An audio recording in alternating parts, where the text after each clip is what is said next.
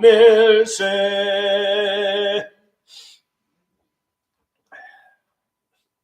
마태복음 5장 말씀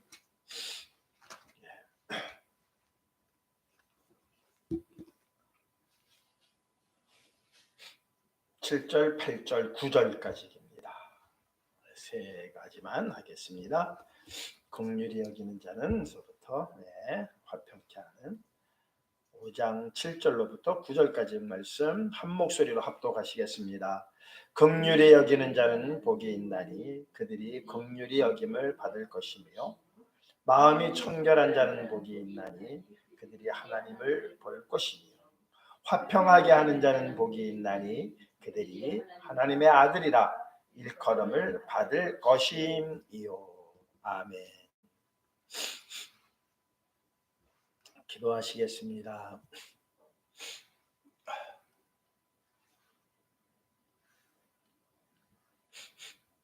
육신의 눈으로 보면서 모두가 낙심하고 낙담했을 때에 여호수아와 갈렙은 하나님께서 주신 약속만을 바라보며 생각하며 담대히 전진하고자 했습니다. 이 한 시대에 저희들이 살아가는데 너무나도 힘들고 어려운 일들이 많이 있습니다. 낙심되어지고 낙담되어지는 일들이 수없이 일어나고 있는 이때에 여호수아와 갈렙과 같은 강한 믿음 허락해 주셔서 이 모든 일들을 넉넉히 이기며 나아갈 수 있는 믿음의 온전한 발걸음들만 되게 하여 주시옵소서. 하나님이 함께 하시니 정말 우리는 못할 일이 없습니다.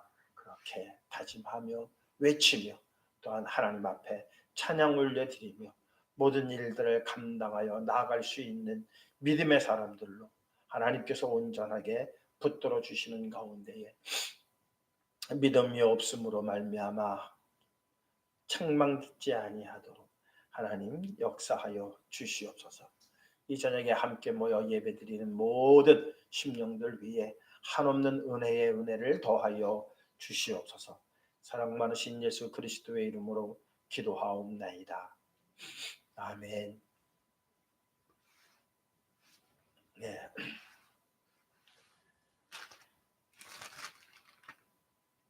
심령이 가난한 자는 또 애통하는 자는 온유한 자는 의에 줄이고 목마른 자는 복이 있다. 이것이 한 사건 하나의 별개적 일이 아니라 심령이 가난한 사람은 애통할 수뿐이 없고 또한 애통한 사람들은 온유해지는 것은 이거는 당연한 일이죠. 자기의 죄로 인해서 애통하는 사람이 온유해지지 않을 수가 없죠. 모든 것이 내 잘못이고 이 죄 가운데 구원해 주신 그리스도의 그 크신 은혜와 사랑을 생각한다면 온유해질 수뿐이 없어요. 근데 그 온유가 힘이 없어서 그냥 아무 일도 할 수 없는 그러한 상태가 아니라 우리가 가지고 있는 역량과 그 힘이 쓰여졌던 방향이 바뀌어지는 거라고 말씀을 드렸습니다. 세상을 향해서 그렇게 열심을 냈었고 세상을 향해서 뭔가 정말 굳센 자기 의지력이 강한 그러한 사람이었다면 이제 그러한 모습들이 하나님께로 향하는 그것이 진정한 온유함이라고 말씀을 드렸습니다. 의에 줄이고 목마른 자, 이 줄이고 목마르다라고 하는 그 의미를 가지고 의에 줄이고라는 말씀을 드렸습니다. 하나님께서 내게 뭐라 하시는가? 그러니까 세상을 바라보는 것이 아니라 하나님을 바라보는 그러한 상태를 이제 하나님께서 내게 뭐라고 하실까? 어차피 지금 죽을 수뿐이 없는 그러한 세상은 다 우리를 향해서 손가락질하고 하는 그 상태. 또한 그럴 수뿐이 없는 정말 가늠하다가 현장에서 잡혀온 그 한 여인의 그 사건을 말씀드리면서 오직 주님 내게 무엇라 말씀하실까? 간절한 마음으로 주님의 입술을 쳐다보는 그 여인, 그것이 의에 줄이고 목마른 자라고 말씀을 드렸습니다. 오늘은 이제 마음이 청결한 자는 복이 있나니, 마음이 청결하다라는 이제 그다음에 긍휼히 여기는 자, 긍휼히 여기는 자는 복이 있나니. 긍휼이라고 하는 것은 뭐 자비, 다 그런 말. 근데 이게 이제 구약 성경에서는 이제 헤세드라고 하는 단어인데, 신약의 단어로는, 헬라어로는 엘레몬, 엘레몬이라고 하는 단어를 사용하는데 딱 두 번 사용되어져요. 그러니까 긍휼이라고 하는 그 해석은 많이 있는데, 엘레에몬, 엘레에몬이라고 하는 헬라어를 쓴 것은 딱 두 구절이에요. 여기 본문하고 히브리서에만 엘레에몬이라고 하는 단어를 사용하고 있는데, 이 단어는 정말 구약의 헤세드라고 하는 단어하고 연결이 되어지는 단어이면서도 상당히 독특한 그러한 그 단어로, 그래서 뭐 거의 동의어도 없어요. 아주 딱 요 두 군데만 요 단어를 썼기 때문에, 그래서 이 단어의 진정한 의미를 찾아내기는 상당히 언어학적으로는 자료가 좀 불분명하고 자료가 많지 않아요. 그래서 우리는 어떤 뭐 세상의 언어학적으로 찾아내는 것보다는 성경 안에서 이 지금 긍휼히 여김을 받는다, 긍휼히 여기는 자, 이 긍휼한 상태를 어떤 상태로 봐야 되는가, 성경을 좀 찾아보면은 여러 군데가 있겠지만은 우선 신명기서 15장 6절에서 8절의 말씀을 먼저 한번 제가 찾아서 읽어드릴게요. 신명기 15장 말씀입니다.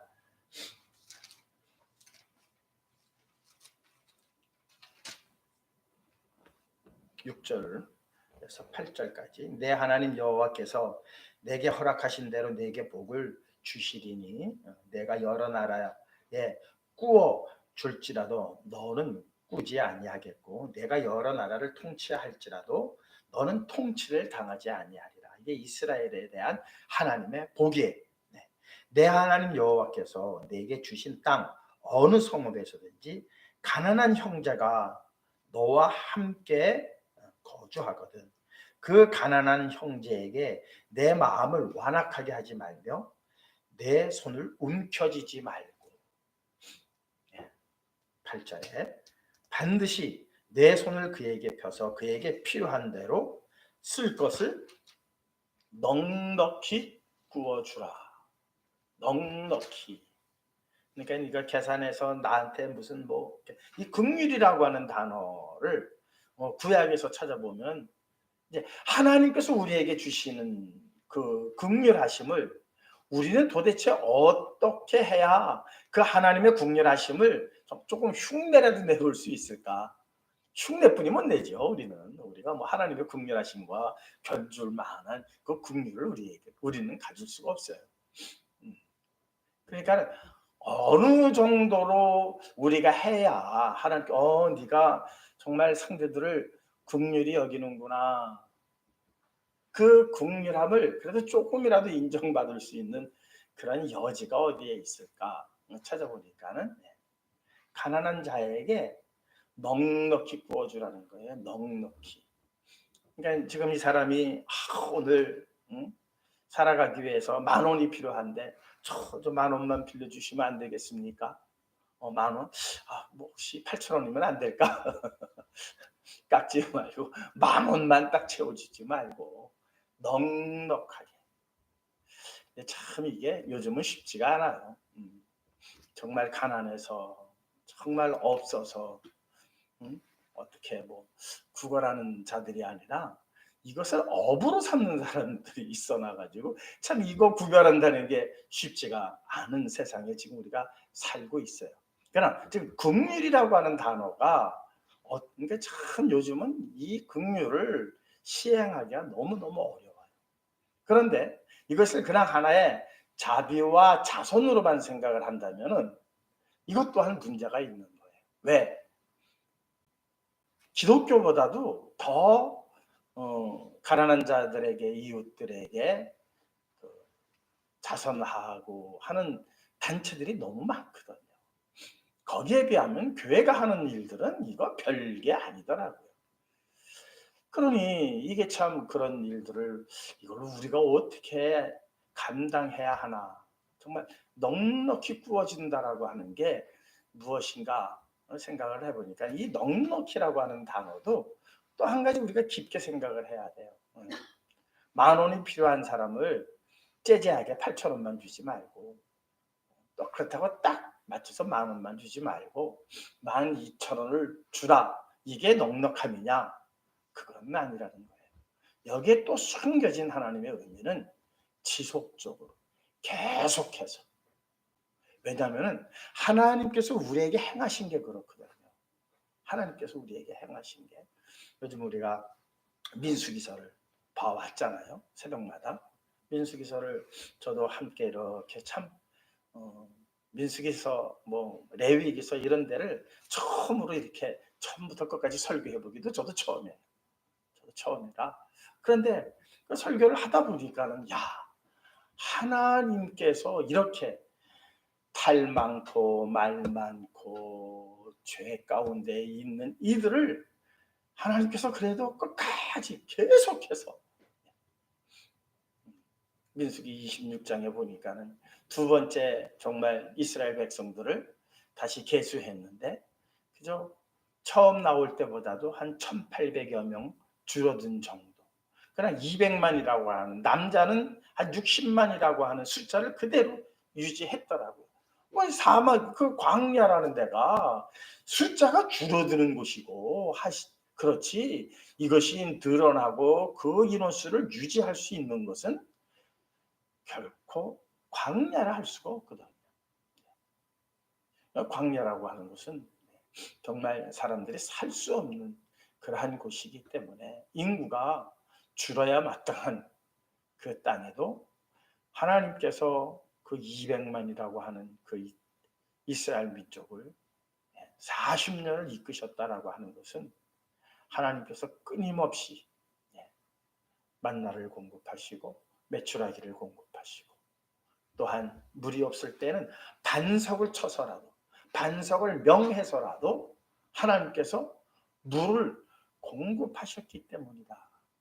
거기에 비해 인간은 얼마나 죄악으로 똘똘 뭉쳐 있는가가 신명기서를 우리가 함께 아침에 보면서 여실히 느끼는 거죠. 그렇다면 우리는 다른가? 그게 아니라는 거예요. 여전히 우리도 그 이스라엘 사람들과 똑같은 상태인데 하나님께서 여전히 계속해서 하나님의 마음을 바꾸지 아니하시고 하나님의 손을 거두지 아니하시고, 헤세드라고 하는 단어가 그런 단어거든요. 그렇다면 여기서 우리에게 긍휼이라고 하는, 긍휼히 여기는 자는 복이 있나니라고 하는 이 긍휼은 바로 그러한 내용이고요. 이사야서 58장 말씀 한번 보도록 하시겠습니다. 이사야서 58장입니다.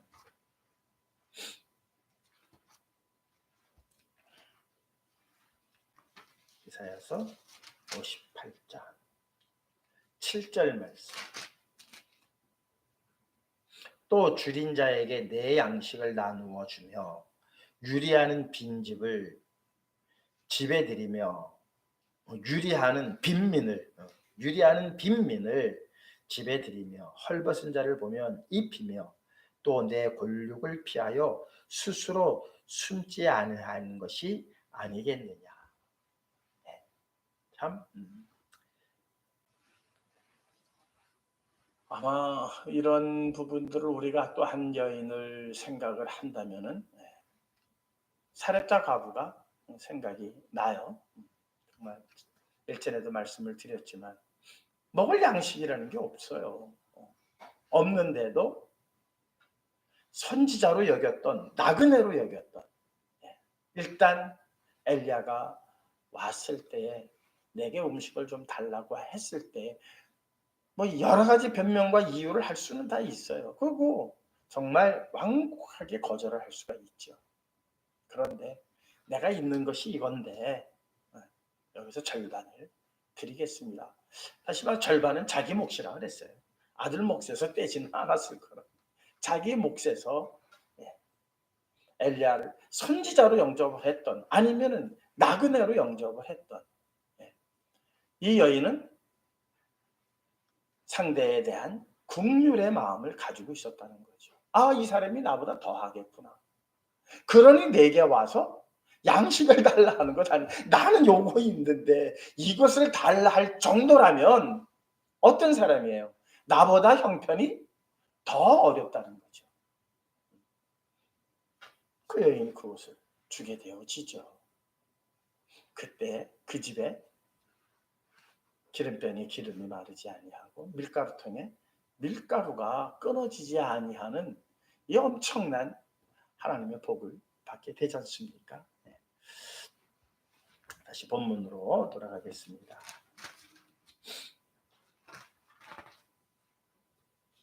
네. 긍휼히 여기는 자는 복이 있나니 그들이 긍휼히 여김을 받을 것이며, 저는 이것을 조금 바꿔서 순서를 바꿔서 하나님의 긍휼을 받은 너희들이여, 너희가 긍휼함을 여기는 것이 당연하지 아니하겠느냐. 저는 이 구절을 이렇게 한번 바꿔보고 싶어요. 이미 우리는 그리스도의 긍휼하심, 끊임없는, 정말 이스라엘 민족처럼 늘 불평하고 불만하고 죄에 엎드려질 수뿐이 없는 우리들임에도 불구하고 우리의 모든 죄를 사하시기 위해서 이 땅에 오셔서 죄 없으신 그리스도께서 십자가에 달려 돌아가신 그 사건으로 우리는 무한한 긍휼을 입은 자들이죠. 그러니까 그러한 긍휼을 입은 너희들은 복이 있다. 너희들이 그 긍휼을 입었기 때문이다. 그러니 너희들은 이미 복이 있는 자들이다. 그러니 너희들은 긍휼을 베풀 것이다. 긍휼히 여겨야만이 복을 받는 게 아니라, 오늘 처음 아마 심령이 가난한 자는 해서 말씀을 드렸죠. 원래 이 한국어에는 심령이 가난한 자는 복이 있나니 심령이 가난해야만이 복이 있다라고 이렇게 되어지지만, 원래 원어는 복 있는 너희요, 그것이 심령이 가난한 것으로 나타난다. 그렇게 사실은 그 뜻이거든요. 원어의 의미는. 그러니까는 오늘 본문도 마찬가지죠. 이미 너희들은 긍휼함을 입은 자들이다. 그래서 너희들에게 이미 복이 주어진 것이다. 그러니 너희들에게 무엇이 나타날 것이다? 긍휼히 여기는 마음을 너희가 갖게 될 것이다. 그러니까 긍휼히 여기는 마음을 갖게 되었을 때에 너희가 이것이, 야, 우리가 참 복을 받은 자들이로구나 라고 생각하라는 거죠. 참 귀한 말씀인 것 같아요. 마음이 청결한 자는 복이 있나니, 마음이 청결한 자. 이 청결이라고 하는 단어가 카타로스예요. 카타로스라고 하는 단어를 사용을 하고 있는데, 물론 이제 깨끗한 마음, 뭐 그런 의미가 있겠죠. 근데 마음이 깨끗한 것으로서만 친다면은 저 산사에서 수영하는 하는 사람들이 더 깨끗할 수가 있어요. 세속에 물들지 않고 목탁 두드리면서 연불 외는 사람들이, 산사에 들어가서 그렇게 하는 사람들이 뭐 마음이 더 깨끗할 수가 있죠. 그렇다면 이 깨끗하다라는 게 어떤 의미일까? 이 카타로스라고 하는 단어는 무슨 의미를 가졌을까? 이게 이제 두 마음을 갖지 않는다는 거예요. 왜냐면은 사도 바울이 내 마음에서 항상 뭐가 싸우도다? 두 마음이 싸우도다. 근데 누가 이겨요? 항상 악한 것이 이기는 거죠. 내 마음에 이미 무슨 마음이 있다는 거예요? 선을 행하고자 하는 마음과 악한 마음이 같이 있다는 거예요, 이게. 그러니까 참 사도 바울이 처음에는 그런 거를 이제 몰랐죠. 모르니까는 사도들하고도 막 피꺽피꺽 싸우면서, 아이, 겸손을 조금 얘기한다는 게, 내가 사도들 중에는 가장 내가 작은 자다라고 표현을 했다가 나중에 가서는 성도들보다는 내가 더 작은 자다 했다가 마지막에 가서는 죄인의 괴수로다라고 한 것은 그 사람이 계속 죄를 지은 게 아니죠. 처음에 사도들보다 내가 좀 못하다라고 얘기할 때보다도 그 사람이 더 많은 죄를 졌느냐? 그건 아니죠. 더 바른 길을 가려고 했고 더 노력을 했고 더 깨끗해졌을 거예요. 은혜 안에서. 그럼에도 불구하고 내 안에 없어지지 아니하는 그 인간적인 그 생각들이 항상 있음을 보고, 야, 이게 내가 죄인의 괴수로구나 라고 두 마음이 있는 그것을 보고 사도 바울은 그렇게 얘기했던 것이죠. 우리 야고보서 4장 6절 말씀 한번 보실까요? 야고보서 4장 6절 말씀 보도록 하시겠습니다.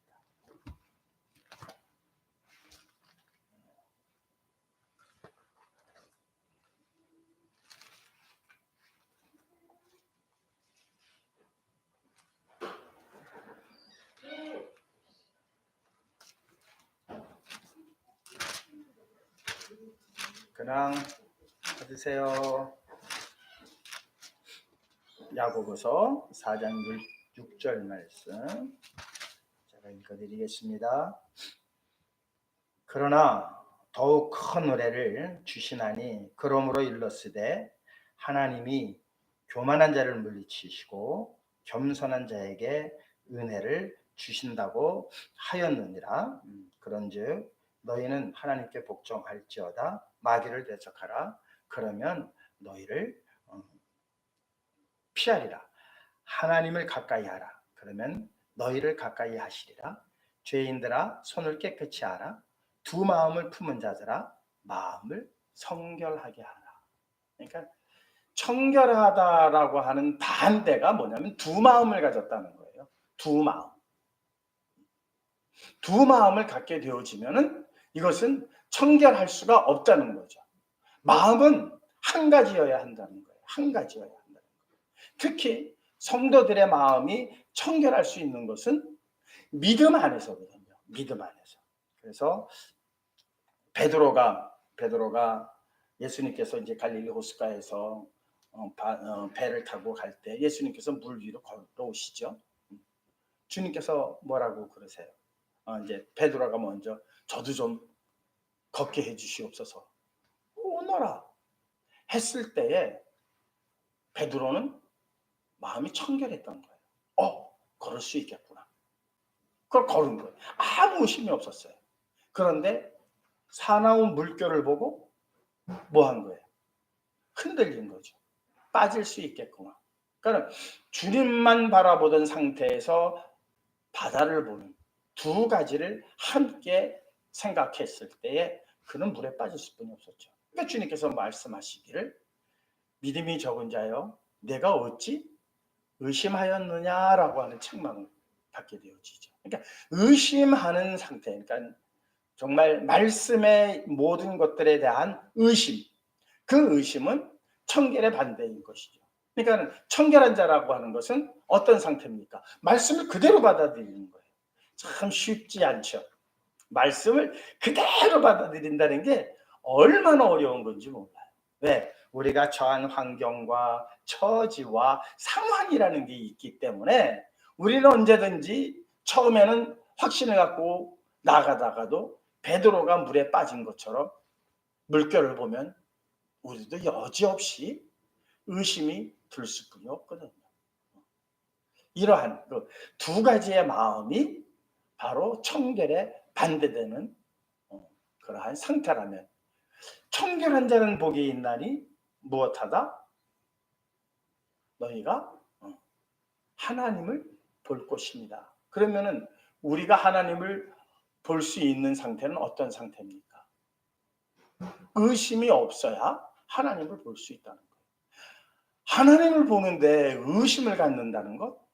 이거는 자, 그러면 예수 그리스도께서 이제 우리의 마음에 들어오셨어요. 왜? 우리의 주인이 되셨다. 그러면 우리는 지금 방향이 어떤 쪽으로 가야 되느냐?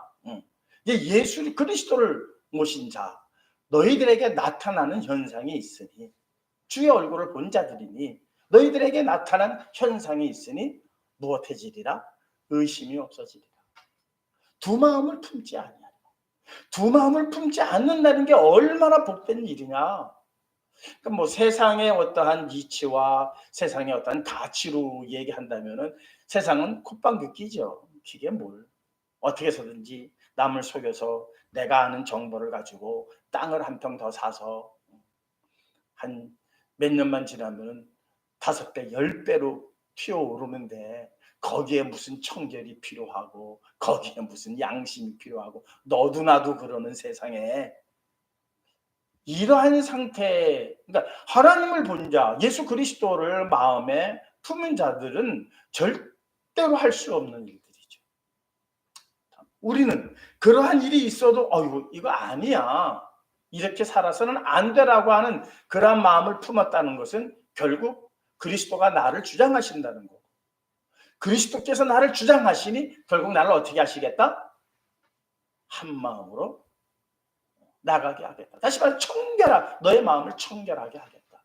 그래서 결국은 하나님의 얼굴을 볼 수 있도록 하나님께서 주님께서 우리를 인도하시겠다라고 하는 그러한 강한 의지의 말씀이기도 합니다. 화평하게 하는 자는 복이 있나니. 화평한 자가 아니라 내 마음에 평안한 자가 아니라 화평하게 하는 자예요. 그러니까 화평을 만들어내는 자죠. 그러니까 원래 그 헬라어 원문도 그래요. 에이레노 포이오스예요. 그러니까 에이레노는 평화, 포이오스는 만들다예요. 그러니까 화평을 그렇게 만들어가는 자. 누구에겐가 다가가서 어떠한 갈등이 있는 국면을 봉합시켜주고 이해시켜주고, 그래서 싸움이 있는 곳에 그곳에 평화를 만들어 나가는 자. 이게 이제 바로 에이레노 포이오스라고 하는 단어를 쓰고 있는데, 화평하게 하는 자는 복이 있나니 그들이 하나님의 아들이라 일컬음을 받을 것이요. 자, 하나님의 아들 대표 예수 그리스도께서 이 땅에 오셔서 십자가에 달려 돌아가신 이유는 다른 뭐 여러 말이 있겠지만은 무슨 일을 하시기 위함이에요? 하나님과 우리를 화평케 하심이거든요. 하나님과 우리를 관계를 개선시켜주고 하나님을 떠났던 우리를 다시 하나님께로 돌아오게 하시기 위한 사건이 십자가의 사건이죠. 그게 하나님의 아들이 하신 사건이에요. 자, 우리는 하나님의 형상을 따라 빚어진 존재들이라고. 그래서 하나님께서 우리를 자녀라 그렇게 말씀하셨단 말이죠. 그러면 우리가 하나님의 자녀라고 하는 이름을 부여받은 우리는 당연히 화평하게 하는 자라는 거예요. 그러니까 내가 예수 그리스도를 믿음으로 내 마음이 평안해졌어, 화평한 자야, 이게 아니라 그 내 마음을 화평하게 하신, 평안하게 하신 그 은혜를 가지고 아직도 하나님과의 관계가 개선되지 못한 자들에게 복음을 전하는 거죠. 그러니까 복음을 전하지 않을 수가 없어요. 하나님의 아들 된 자들, 하나님의 자녀 된 자들은 왜? 하나님의 자녀 아들 예수 그리스도께서 화평케 하시기 위한 십자가의 사건을 주님께서 그 십자가의 사건으로 돌아가셨기 때문에 이 사건은 다른 말로 우리가 이제 이어나가야 할 사건이라는 거죠. 근데 화평케 하는 사람은 무슨 어떠한 문제가 있냐면은 양쪽으로부터 욕을 먹어. 양쪽으로부터 욕을 먹어요. 왜? 자기 편 안 들어준다고. 자기 편 안 들어준다고.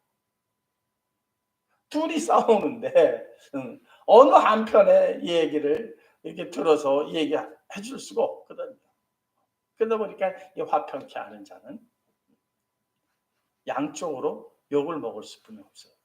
예수님께서 정말 많은 욕을 먹었죠. 또 하나님께도 끊임을 다. 왜? 그 죄에 관한 문제이기 때문에, 죄를 해결해야 하는 문제이기 때문에 정말 그리스도께서 가장 힘들어하셨던 것은 십자가의 그 못의 아픔과 창의 아픔과 채찍의 아픔이 아니라 무엇이었어요? 순간이지만 엘리 엘리 라마 사박다니, 하나님이여 하나님이여 어찌하여 나를 버리시나이까. 그러니까 잠시지만 그 단절되는 그것을 그렇게라도 힘들어하셨던 거거든요. 그러므로 인해서 화평케 하는, 그러니까 하나님으로부터도 단절되어지고 사람들로부터도 손가락질을 받아야 하는 그 일을 했다는 거죠. 이 화평케 하는 우리들이 겪어야 할 일들이 아마 그러한 일들일 수도 있어요. 다행히 하나님으로부터의 어떠한 책망이나 이런 것들은 이미 책망을 받는다 할지라도 그것은 복으로 바뀐다라고 하는 확증이기 때문에 지금으로서는 큰 문제가 안 되지만, 우리가 항상 근심하고 걱정하는 것은 사람들이 나를 어떻게 볼까에 대한 이 근심과 걱정이 많아요. 원래 의에 줄이고 목마른 자는 했을 때에 하나님께서 내게 뭐라 하실까?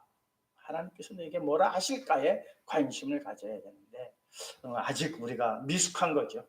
정말 미숙한 거죠. 그렇지만은 화평하게 하는 자는 복이 있나니 그들이 하나님의 아들이라 일컬음을 받을 것이며, 하나님의 아들이라 부름을 받은 너희들이여 너희들은 화평케 하는 일들을 도모할 것이다. 그것이 바로 너희에게 나타난 복의 표시니라 라는 그러한 말씀입니다. 이제 의를 위하여 박해받는 자는, 이것은 이제 이번 금요일 날 말씀드리는 것으로서 산상에서 팔복에 관한 이야기들을 이번 금요일 날 마치려고 합니다. 금요일 날들 꼭들 다 함께 많이들 참석하셔서 이 팔복에 대해서만큼은 이제 온전히 이해하시는 가운데 우리가 얼마나 하나님으로부터 큰 복을 받았는지, 그 복 받은 결정이 무엇으로서 나타나는지에 대해서 온전히 익히시는 가운데 하나님께 크신 영광을 올려드리며 담대한 믿음으로 그렇게 나아가실 수 있는 저와 여러분들 되시기를 주님의 이름으로 축원합니다. 기도하시겠습니다. 긍휼히 여기며 또한 마음이 청결하고 화평하게 하는 자에 대하여 함께 은혜를 나누었습니다. 입술이 부족해서 온전히 다 증거하지는 못하였지만 주님께서 또 간섭해 주시고 성령께서 저희의 마음들을 감화감동시켜 주시는 가운데에 큰 은혜로 저희의 마음 신비에 새겨지게 하여 주시는 가운데 긍휼히 여기는 마음 갖게 하시고 마음이 청결한 두 마음을 품지 않는 그러한 저희들 되게 하시며, 또한 아버지 하나님 앞에 화평케 하는 하나님과 더불어서 세상과 화평케 모든 일들을 도모해 나아갈 수 있는 우리 모두가 되게 하여 주시옵소서. 사랑 많으신 예수 그리스도의 이름으로 기도하옵나이다. 아멘. 하늘에 계신 우리 아버지여, 이름이 거룩히 여김을 받으시오며 나라의 마옵시오며 뜻이 하늘에서 이룬과 같이 땅에서도 이루어지이다. 오늘날 우리에게 일용할 양식을 주옵시고 우리가 우리에게 죄진 자를 사해 준 것 같이 우리 죄를 사하여 주옵시고 우리를 시험에 들지 말게 하옵시며 다만 악에서 구하옵소서. 대개 나라와 권세와 영광의 아버지께 영원히 싸움나이다. 아멘.